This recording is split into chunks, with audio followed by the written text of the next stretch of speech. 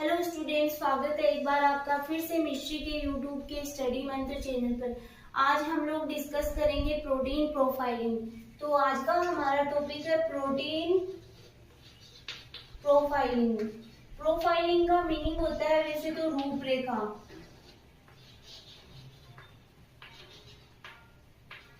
Protein profiling के बारे में आज हम लोग डिस्कस करने वाले हैं। सबसे पहले हम लोग डिस्कस करने वाले हैं इसकी डेफिनेशन, फिर हम लोग डिस्कस करने वाले हैं कि प्रोटीन प्रोफाइलिंग है वो किन किन मेथड से किया जाता है। फिर हम लोग डिस्कस करने वाले हैं कि इसका significance and its significance.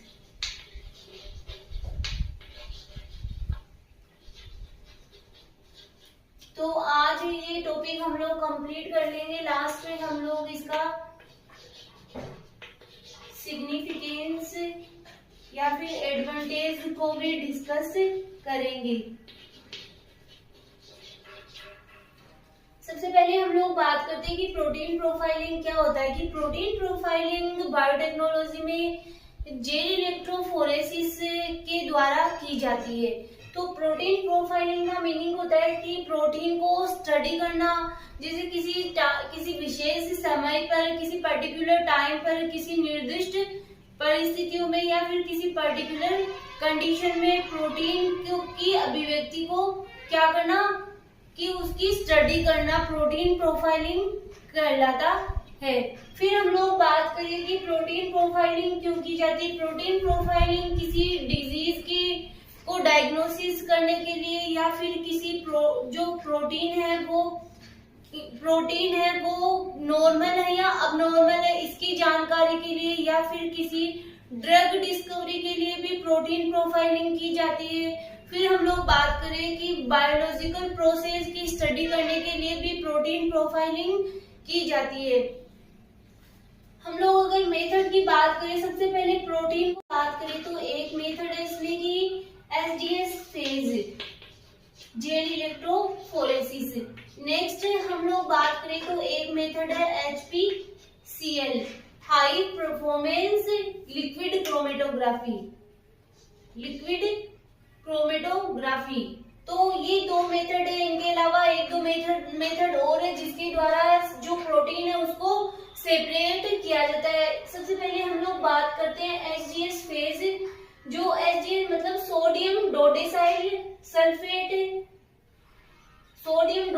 Sulphate polyacrylamide gel electrophoresis. तो इस मेथड के ऊपर ही हम लोग डिस्कस करेंगे। इसके द्वारा ही हम लोग क्या करेंगे, प्रोटीन सेपरेशन के मेथड को स्टडी करने वाले हैं, नोट्स प्रिपेयर करने वाले हैं। तो ये आज का हमारा टॉपिक है। अब हम लोग इसके notes prepare. Definition note down करते हैं प्रोटीन प्रोफाइलिंग की। Protein profiling is defined as identifying the protein expressed. कि प्रोटीन प्रोफाइलिंग को किस प्रकार से डिफाइन किया जा सकता है कि आइडेंटिफाइंग द प्रोटीन एक्सप्रेशन, कि प्रोटीन का एक्सप्रेशन किस प्रकार से हो रहा है इसकी पहचान करना। In a particular the protein expressed in a particular tissue, किसी विशेष टिश्यू में under a specified set of condition and at a particular time, और विशेष या किसी निर्दिष्ट परिस्थितियों में। कि यहाँ पे लिखा गया है कि प्रोटीन प्रोफाइलिंग का सामान्य रूप से हम लोग क्या मीनिंग समझ सकते हैं कि प्रोटीन प्रोफाइलिंग किसी विशेष ऊतक में किसी निर्दिष्ट परिस्थितियों में under a condition and at a particular time, और किसी विशेष पर्टिकुलर टाइम पर, usually compared to expression in reference samples. कि जो हमारे पास हम लोग किसी व्यक्त प्रोटीन के रूप में इसको परिभाषित कर सकते हैं। This process is called protein profiling. इसी को ही क्या कहा जाता है, प्रोटीन प्रोफाइलिंग कहा जाता है।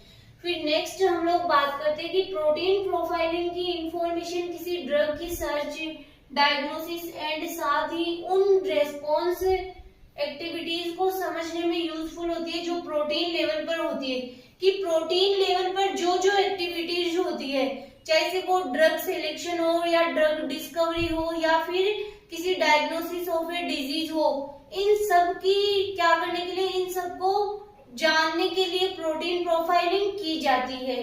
या फिर जो प्रोटीन लेवल पर जो भी क्रियाएं होती है वो किसके अंतर्गत आती है, प्रोटीन प्रोफाइलिंग के अंतर्गत आती है।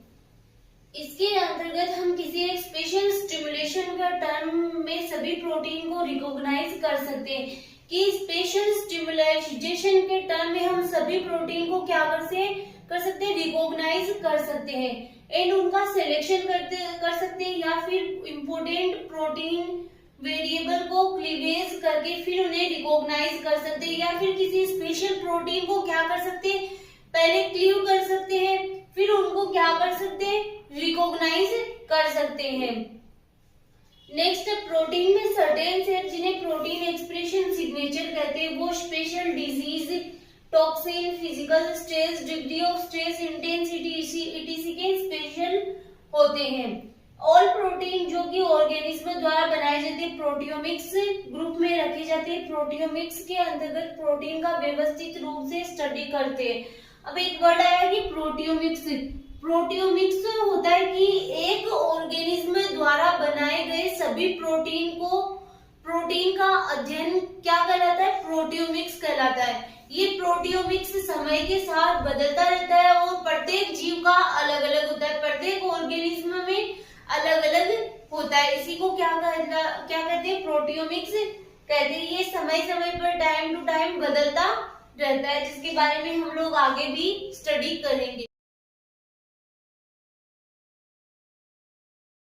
अंतर्गत structure of protein, function and different biological system के रेगुलेशन में उनकी भूमिका का व्यवस्थित संपूर्ण अध्ययन आता है। किसके अंतर्गत, प्रोटीन प्रोफाइलिंग के अंतर्गत, की प्रोटीन की स्ट्रक्चर, फंक्शन और डिफरेंट बायोलॉजिकल लेवल पर उसका प्रोटीन का क्या रेगुलेशन, ये सब प्रोटीन प्रोफाइलिंग के अंतर्गत आते हैं। प्रोटीन प्रोफाइलिंग का मेन पर्पस ना केवल सभी प्रोटीन्स को आइडेंटिफाई करना, बल्कि सेल का होल 3D मैप बनाना भी है। जहां प्रोटीन प्रेजेंट होती है वहां का 3D मैप बनाना भी इसका क्या है, पर्पस है।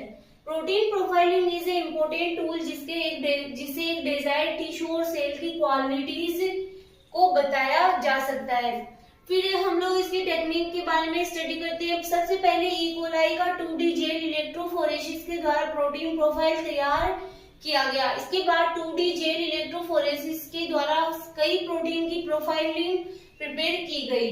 इसके बाद एडमंड नामक जो साइंटिस्ट थे द्वारा एडमंड डिग्रेडेशन टेक्निक द्वारा प्रोटीन सीक्वेंस प्रिपेयर कर प्रोटीन की क्या की गई, सबसे पहले आइडेंटिफाई की गई। इस टेक्निक में 2D जेल से प्रोटीन को आइडेंटिफाई कर सबसे पहले 2D डाटाबेस प्रिपेयर किया गया। प्रेजेंट टाइम प्रोटीन प्रोफाइलिंग में MS spectroscopy, mass spectroscopy technique का यूज किया जाता है। किसके लिए, प्रोटीन की प्रोफाइलिंग करने के लिए। यद्यपि कई टेक्निक द्वारा प्रोटीन की प्रोफाइलिंग की गई है, लार्ज लेवल पर DNA सीक्वेंस और जीनोमिक DNA के प्रोटीन्स के होल कैरेक्टर्स की स्टडी नहीं की जा सकती है। तो इसका क्या किया जाता है कि mRNA के बेसिस पर प्रोटीन की प्रोफाइलिंग की जाती है। मेथड ऑफ प्रोटीन प्रोफाइलिंग को नोट डाउन करते हैं। प्रोटियोमिक्स में कॉम्प्लेक्स प्रोटीन या पेप्टाइड सैंपल्स को अलग करने के लिए निम्न तरीकों को प्राथमिकता दी जाती है। कि पहले क्या किया जाता है कि कॉम्प्लेक्स प्रोटीन या पेप्टाइड जो सैंपल्स होते हैं उनको अलग किया जाता है, फिर इनको स्टडी किया जाता है। तो फिर फर्स्ट इसका मेथड है कि पॉलीएक्रिलेमाइड जेल इलेक्ट्रोफोरेसिस और sodium dodecyl sulphate polyacrylamide gel electrophoresis, जिसको शॉर्ट फॉर्म में कहा जाता है SDS पेज। फिर नेक्स्ट मेथड है 2 dimensional gel electrophoresis. Third method है हाई परफॉर्मेंस लिक्विड क्रोमेटोग्राफी, जिसमें से हम लोग जो फर्स्ट मेथड है उसको ही स्टडी करेंगे। फर्स्ट मेथड है SDS sodium dodecyl sulphate PAGE polyacrylamide gel electrophoresis, जिसके द्वारा प्रोटीन को क्या किया जाता है, आइसोलेशन किया जाता है। क्या किया जाता है, जो कॉम्प्लेक्स प्रोटीन है उसको आइसोलेट किया जाता है।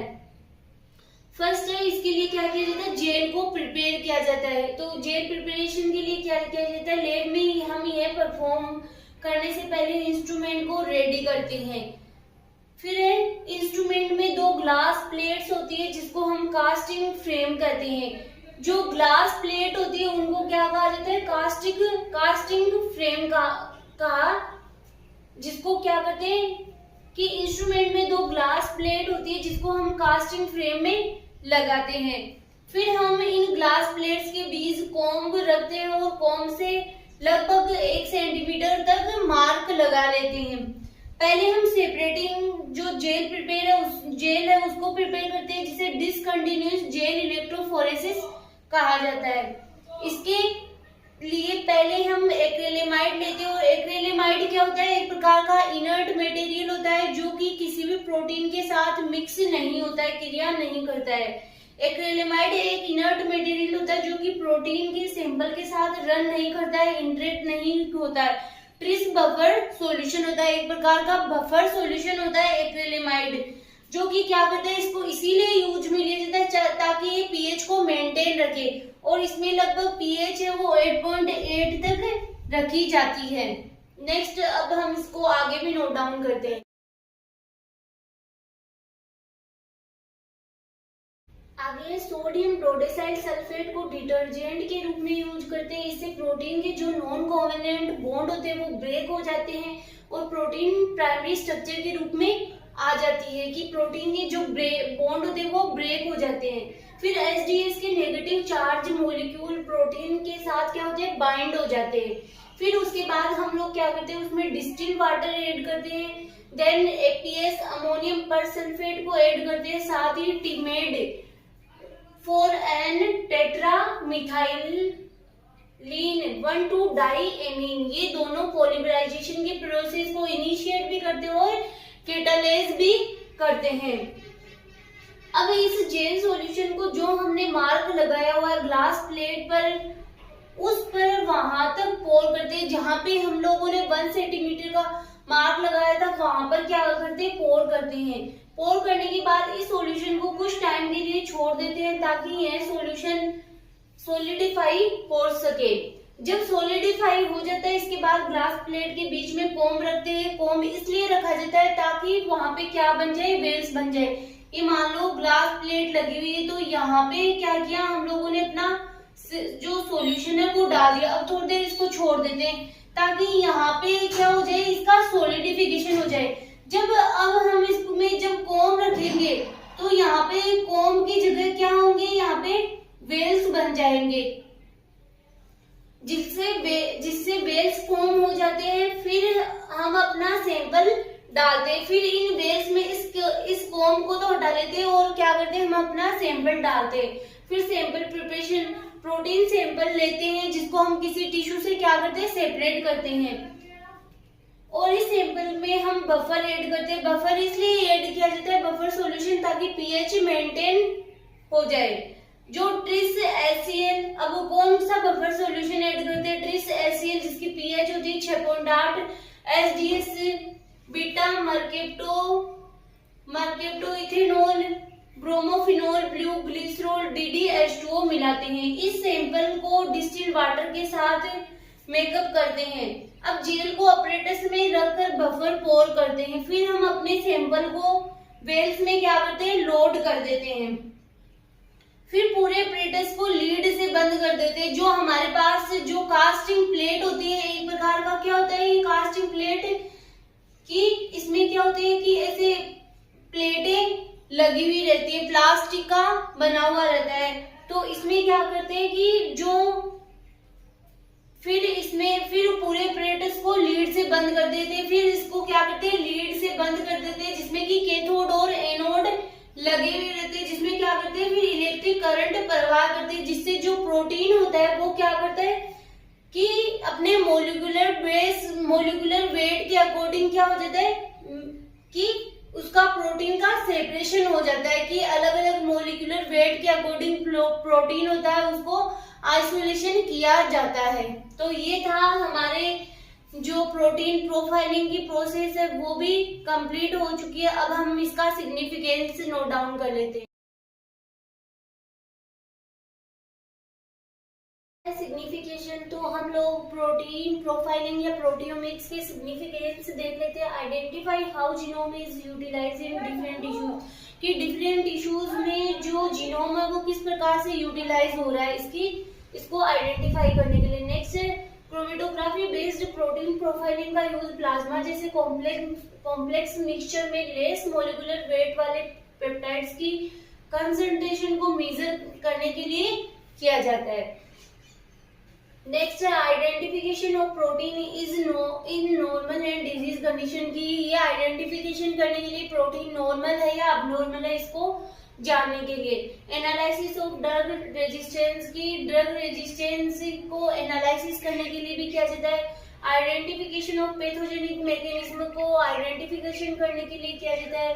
Contributes to understanding of gene function, gene function को एनालिसिस करने के लिए किया जाता है या फिर अंडरस्टैंडिंग करने के लिए प्रोटीन प्रोफाइलिंग का यूज किया जाता है। नेक्स्ट है valuable for understanding biological process, की बायोलॉजिकल प्रोसेस को अंडरस्टैंडिंग करने के लिए भी प्रोटीन प्रोफाइलिंग का यूज किया जाता है। तो आज का हमारा टॉपिक था प्रोटीन प्रोफाइलिंग जो कंप्लीट हो चुका है। नेक्स्ट लेक्चर में हम नए टॉपिक के साथ फिर मिलेंगे।